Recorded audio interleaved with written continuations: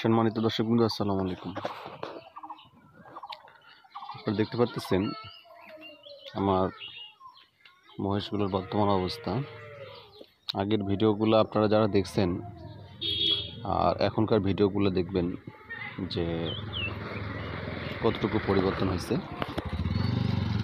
বা পরিবর্তন আদৌ হয়েছে কিনা। আপনারা যাদের অভিজ্ঞ আপনারা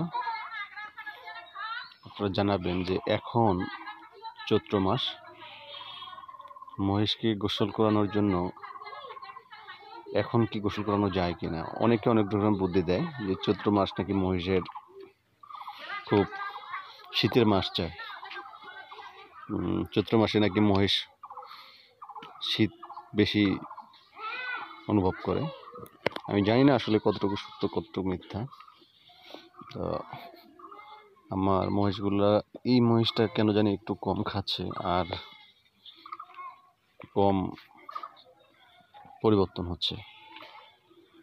দুইটাই একই মহিষ, কিন্তু এটার খাওন বেশি, এটার খাওন কম। দেখুন, এটাতে পুরা ভরে খাওন দেওয়া হয়, সব শেষ করে ফেলছে।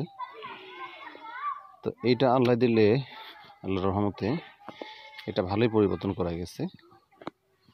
আপনারা কতটুকু দেখতে পাচ্ছেন জানি না, কিন্তু এটাকে মোটামুটি চোখে পড়ার মতো পরিবর্তন করা গেছে।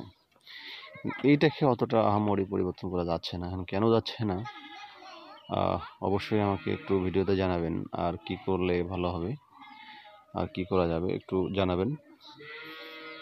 আর ভালোর আশায় তো নিছি টাকা খরচ করে, জানি না কতটুকু কি হবে। সবাই দোয়া করবেন যেন ভালো একটা ফলাফল পাই এবং ভালো একটা রেজাল্ট পাই। আসসালামু আলাইকুম।